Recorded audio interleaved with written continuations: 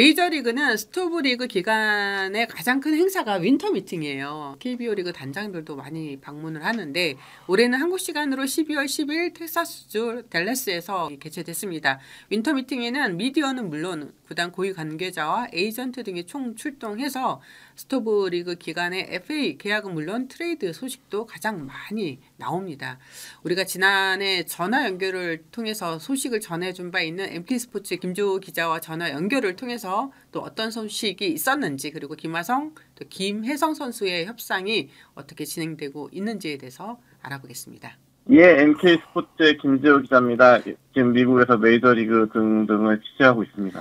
이번에 2024년 윈터 미팅이 막을 내렸는데 어떤 행사인지 좀 간단하게 설명 좀 부탁드리겠습니다. 말 그대로 미팅인데요. 그 메이저리그 사무국하고 전 구단 관계자들이 다 이렇게 한 자리 모여서 미팅을 갖는 자리예요. 그래서 이제 뭐 여러 가지 행사들이 있는데 FA나 트레이드나 이런 선수 이적 같은 것이 굉장히 논의가 활발하게 진행되는 자리거든요. 네, 그래서 좀 뭐 더 의미가 있는 것 같습니다. 이번 스토브리그 기간 FA 계약 및 트레이드 흐름이 지난해와 비교했을 때 좀 어떤 편인가요? 완전히 달라졌다고 볼 수 있고요. 가장 이거를 단적으로 보여주는 사례가 블레이크 스넬을 들 수 있겠죠. 스넬이 네. 작년에는 사이 영상 타고 시장 나왔는데 3월에 팀을 찾았어요. 근데 이제 올해는 지금 벌써 4년 계약을 합의하지 않았습니까? 지금까지 흐름 보면은 뭐 올해가 훨씬 더 낫다라고 볼 수 있습니다. 최근에 메이저리그에서 빅뉴스를 보면 후안 소토의 유용 매치 계약이었어요. 지난해 오타니 쇼헤이의 10년에 7억 달러를 뛰어넘는 15년에 7억 6,500만 불을 계약을 했는데 이 정도의 계약 규모를 좀 예상을 했습니까? 저는 어떤 생각을 했냐면 보라스와 소토가 오타니 계약을 넘고 싶어 하는구나. 보라스도 좀 그런 욕심이 있는 진짜? 에이전트거든요. 네. 그래도 설마 7억 달러 넘기겠어 했는데 마지막에 이렇게 경쟁이 붙으면서 가격이 올라가더라고요. 그러다 보니 이제 그런 엄청난 금액이 나오고 말았죠. 당시 분위기는 좀 어땠습니까? 계약 이후에.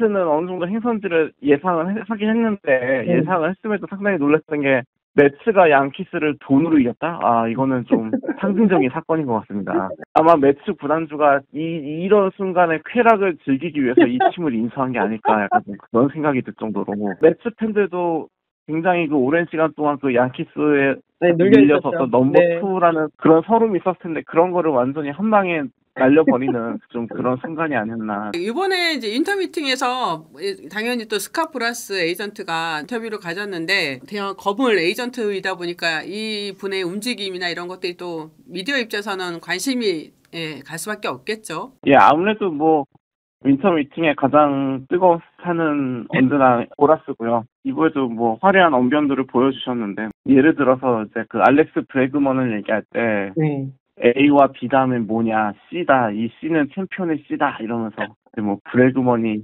챔피언을 가져다 줄 모르는 선수라는 식으로. 피트 알론소는 별명이 폴라베어거든요. 그 폴라 익스프레스 지금 아주 열심히 달리고 있다 얘기해 주시고 한 가지 좀 아쉬웠던 게 김하성 선수에 대해서는 좀 시큰둥한 반응이시더라고요. 약간 예전에 이정우 선수나 류현진 선수에 대해 얘기할 때보다는 약간 좀 미지근한 느낌? 어디서 이렇게 확인을 좀 해보니 아직은 좀 이렇게 기다리는 단계라고 하더라고요. 구단이나 뭐 에이전트나 뭐 연락 오면 뭐 기다려 하다가 어느 딱 때가 되면은 그때 이제 뭐 오퍼가 들어오고 이런 식인데 아직은 좀 제가 너무 앞서간 답변일 수도 있지만 조금은 아직 좀 기다려야 하는 단계다. 약간 좀 그런 상황인 것 같습니다. 이번에 어깨 수술을 받은 것 때문에 조금 영향이 좀 미친다고 좀 보시나요? 영향이 없다고는 할 수 없습니다. 네. 다른 어깨도 아니고 던지는 어깨여가지고 그나마 다행인 거는 재활 상황이 이렇게 나쁘지 않다는 것이고 보라스 같은 경우에는 저번에 얘기할 때는 4월까지도 얘기를 하더라고요. 스토브리그 초반에 보면 김하성 선수가 굉장히 샌프란시스코 쪽으로 많이 나왔잖아요. 이번에 윌리 아담에스 선수와 계약을 함으로써 저는 조금 가능성이 낮아졌다고 보는데 분위기는 좀 어떤 것 같습니까? 낮아진 게 아니라 끝났어. 샌프란시스코는 예상 행선지에서 지워버리면 됩니다. 토론토도 많이 낮아졌다고 봐야죠.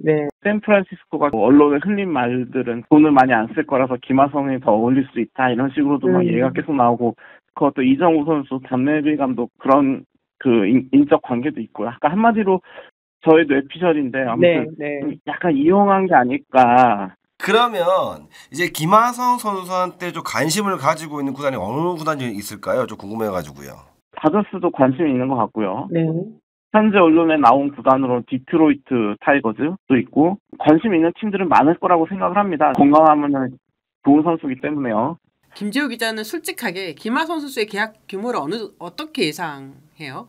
장기 계약은 힘들 거라고 보고요. 솔직히 말씀드리면 흔히 말하는 FA 재수라 그러죠. 1년 계약은 피하려고 할 거고 최대한 아마 한다면 뭐 2년 계약 아니면은 뭐 1+1 뭐 정말 잘 되면은 3년에 뭐 1+2 뭐 이런 식으로 약간 좀 그런 옵트아웃이 들어있는 단기 계약을 하게 되지 않을까. 연평균으로는 섭섭하지 않게. 부상에서 복귀해서 좀 보여준 다음에 더 좋은 조건의 계약을 맺는 게 선수한테도 더 유리하다고 생각하는 거예요? 아니 물론이죠. 그러면 김혜성 선수도 포스팅 공식 활동이 발표가 났잖아요. 김혜성 선수의 규모는 좀 어떻게 보십니까? 일단은 좋은 선수입니다. 근데 제가 한 가지 약간 좀 걱정이 되는 게 뭐냐면 뭐 수비 좋고 발 빠르고 뭐 이렇게 컨택 능력 좋고 근데 이렇게 좋은 점들을 장점들을 하나하나씩 생각을 해보니까 여기서 약간 비싸게 팔리는 장점들은 아니라는 것이 그 점이 약간 좀 걸리거든요, 저는. 그러니까 정확한 금액은 제가 좀 예측을 못 하겠는데 그러니까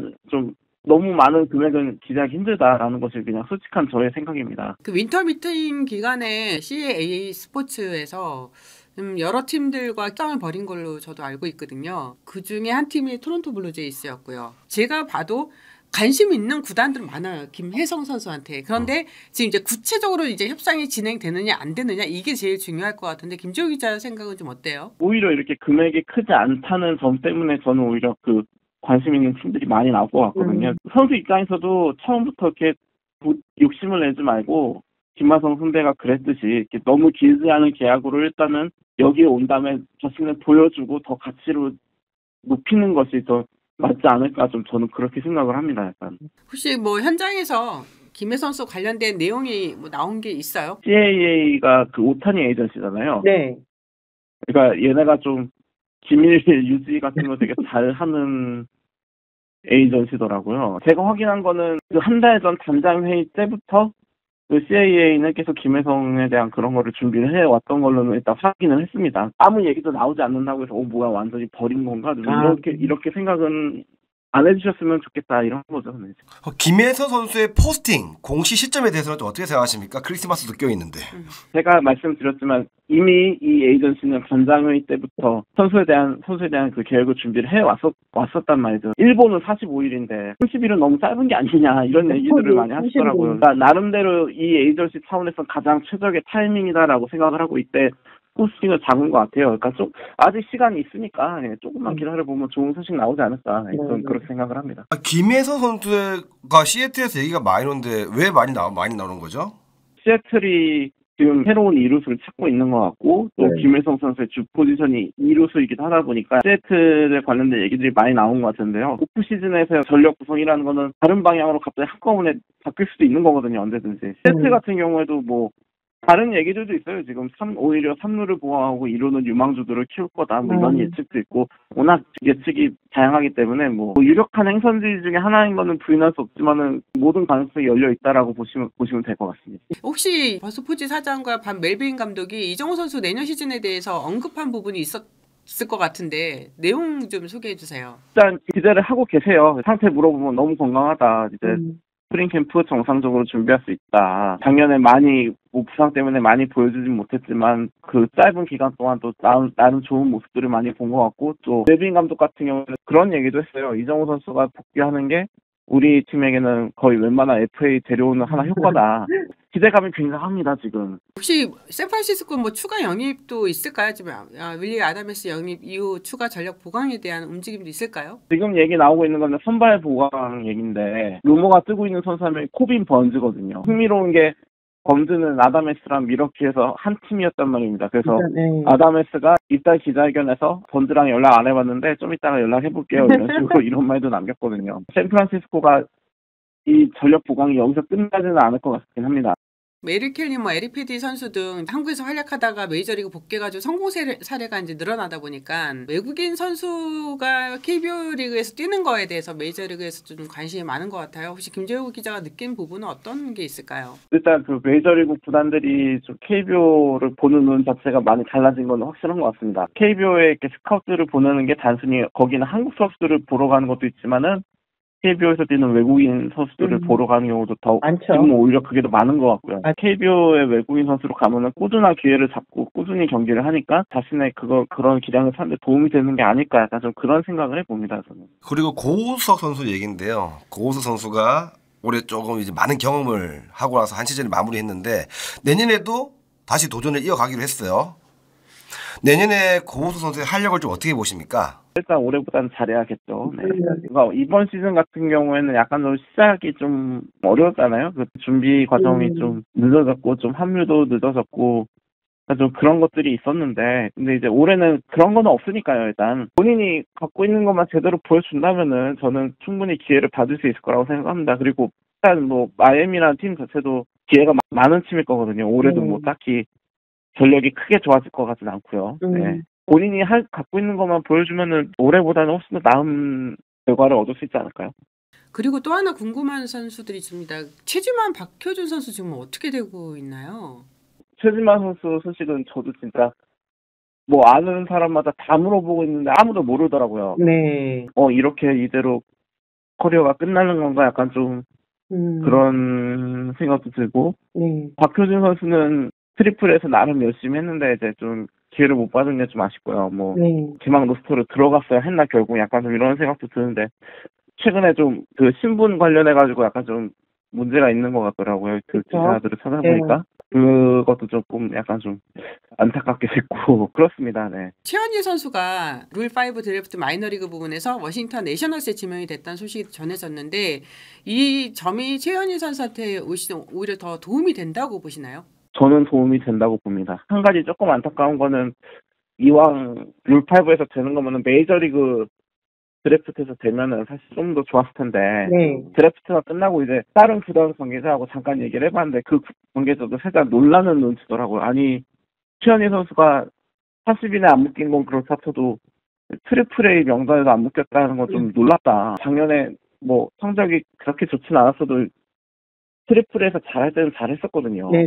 아무래도 이제 다저스는 지금 얼핏 봐도 위에 이렇게 빈자리가 많이 없어 보이지 않습니까? 월드시리즈 우승을 노리는 팀이고 그에 반해서 이제 워싱턴은 리그에서도 유망주 선수층이 상당히 좀 얇은 축에 속해요. 팀이. 아마 일단은 마이너리그에서 시작을 하겠지만 그래도 본인이 갖고 있는 걸 보여준다면은 또 기회 문이 열리지 않을까 약간 좀 그런 생각을 해봅니다. 감사합니다. 긴 시간 여러 가지 질문 드렸는데 좀 말씀 잘해주셔서 너무 감사합니다. 아이고 아닙니다. 네, 감사합니다. 네, 안녕하세요. 이번에 기아 타이거즈에 입단하게 된 김태형입니다. 우와.